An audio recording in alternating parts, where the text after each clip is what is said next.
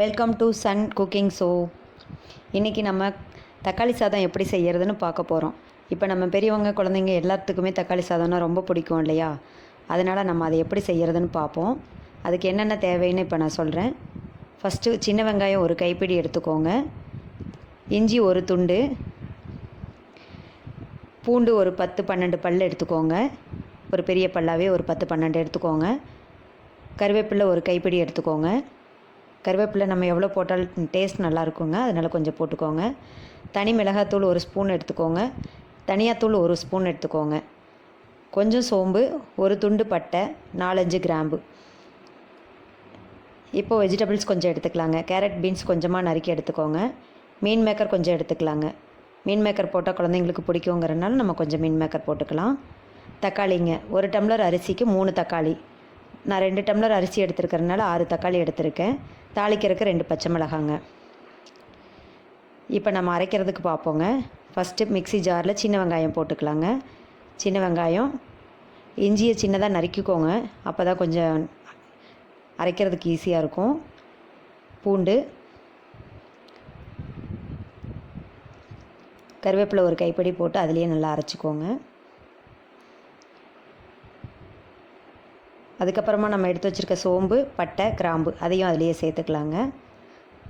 சேர்த்து மிக்சியில் நல்லா அரைச்சிருங்க. மிளகாத்தூள், தனியாத்தூள் அதையும் சேர்த்து அரைச்சிடலாங்க. பாருங்கள், இப்போ அரைக்கிறதுக்கு என்னென்ன வேணும்னு எல்லாத்தையும் ஒன்றா மிக்ஸ் ஜாரில் போட்டு வச்சுருக்கேன். இப்போ இதை நம்ம கொஞ்சமாக தண்ணி விட்டு நல்லா அரைச்சிக்கலாங்க.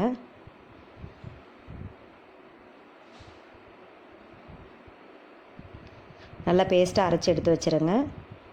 அடுப்பில் குக்கரை வச்சுட்டுங்க, எண்ணெய் விட்டுருங்க. தேவையான அளவுக்கு எண்ணெய் ஊற்றிக்கோங்க.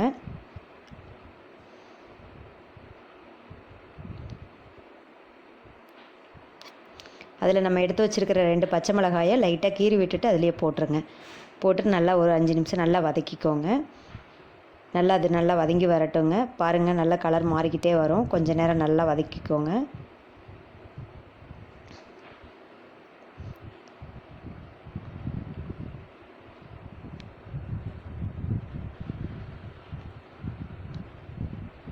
கொஞ்சமாக நல்லா வதக்கி வந்ததும்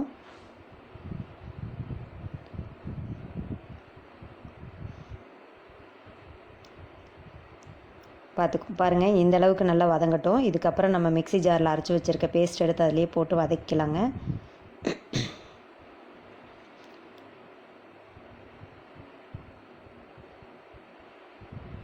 இந்த பேஸ்ட்டு கொஞ்சம் பச்சை வாசனை போகிற அளவுக்கு ஒரு 10 நிமிஷம் நல்லா வதக்கணுங்க.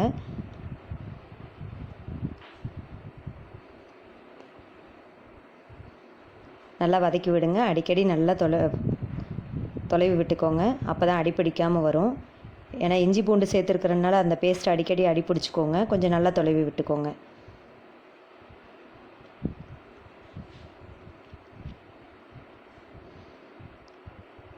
பாருங்கள், நல்லா எண்ணெய் பிரிஞ்சு நல்லா வதங்கி வரும்.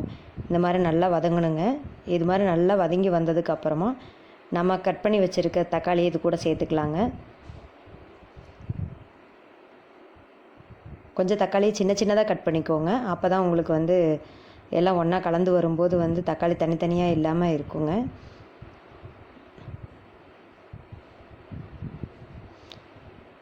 இப்போ நம்ம அதுக்கு தேவையான அளவு உப்பு எடுத்து அதுலேயே சேர்த்துருங்க.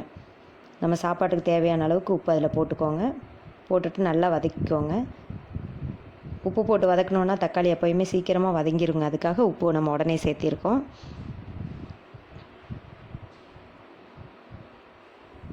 பார்க்குறக்கே தக்காளி சாதம் நல்லா அழகாக இருக்குங்களா? நல்லா வதக்கிக்கோங்க. எண்ணெய் கொஞ்சம் எப்போவுமே ஜாஸ்தியாக ஊற்றிக்கோங்க தக்காளி சாதத்துக்கு, அப்போ தான் கொஞ்சம் டேஸ்ட் நல்லாயிருக்குங்க. பாருங்கள் எப்படி எண்ணெய் பிரிஞ்சு நல்லா வதங்கிட்டுருக்குன்னு. இது மாதிரி நல்லா வதங்கி வரும்போது மசிச்சு விட்டுக்கோங்க. அந்த கரண்டியாலேயே அப்படியே தக்காளி நல்லா மசிச்சு விட்டுருங்க. குழந்தைங்க சாப்பிடும்போது தக்காளி தனித்தனியாக இருந்தால் எடுத்து வைப்பாங்க. இது மாதிரி இருந்துச்சுன்னா எல்லாம் ஒன்றா சேர்ந்துருங்க. இப்போ நம்ம கட் பண்ணி வச்சுருக்க கேரட் பீன்ஸ் அதிலேயே கலந்துக்கலாங்க. கேரட் பீன்ஸு தனியாக வேறு இல்லை சமைச்சு கொடுத்தா நம்ம குழந்தைங்க சாப்பிட மாட்றாங்க இல்லையா? இதில் சேர்த்துட்டோன்னா தக்காளி சாதம் பிடிக்குங்கிறதுனால எல்லாருமே சேர்த்து சாப்பிட்டுக்குவாங்கங்க. இப்போ மீன் மேக்கரை அதிலே போட்டுக்கலாங்க. அது கொஞ்சம் கழுவிடுங்க. தண்ணியில் கழுவுனா போதும், ஊற வைக்க தேவையில்லை. ஜஸ்ட்டு கழுவிட்டு அதுக்குள்ளே சேர்த்துருங்க. சேர்த்து நல்லா ஒரு 5 நிமிஷம் நல்லா வதக்கி விட்டுக்கோங்க.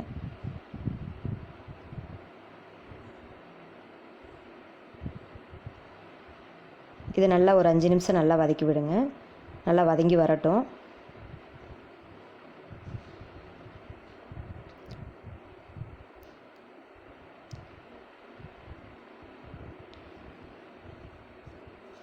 இது வதங்கிட்டு இருக்கும்போதே நம்ம அரிசி தேவையான அளவுக்கு கழுவிட்டு தண்ணி எடுத்து வச்சுக்கலாங்க.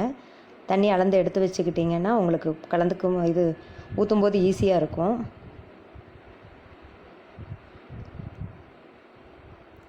இது நல்லா வதங்கி வரட்டுங்க. ஒரு 1/4 பழம் எலுமிச்சம்பழம் ஆட் பண்ணிக்கோங்க. அந்த டேஸ்ட்டு கொஞ்சம் நல்லா இருக்குங்க. நமக்கு இப்போ தக்காளியெல்லாம் நாட்டு தக்காளி கிடைக்கிறதில்ல இல்லைங்களா? பெங்களூர் தக்காளியில் கொஞ்சம் புளிப்பு கம்மியாக இருக்கிறதுனால ஒரு 1/4 எலுமிச்சம்பழம் சேர்த்துக்கலாங்க. நல்லாயிருக்கும் டேஸ்ட்டு. அதுக்காக சேர்த்துக்கலாம்.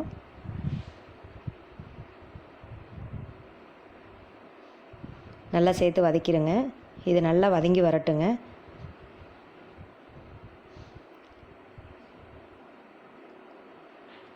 இந்த பதத்துக்கு நல்லா வதங்கி வந்ததும் நம்ம அரிசி கழுவி வச்சுருக்க அரிசி சேர்த்துடலாங்க இது கூட.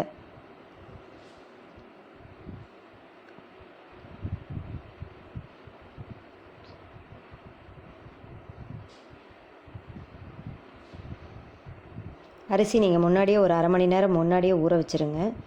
ஊற வச்சுட்டா சாப்பாடு நல்லா இருக்குங்க, சாஃப்டாக நல்லாயிருக்கும். அதுக்காக முன்னாடியே ஊற வச்சுக்கோங்க. இப்போ அரிசிக்கு தேவையான அளவு தண்ணி அளந்து ஊற்றிடுங்க.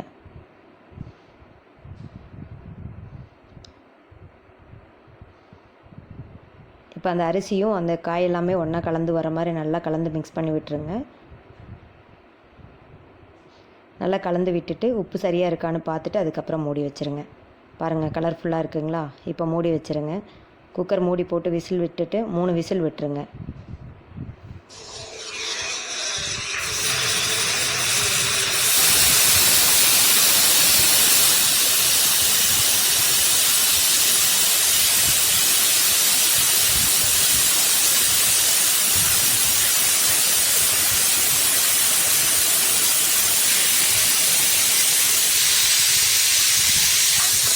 அவ்வளோதாங்க.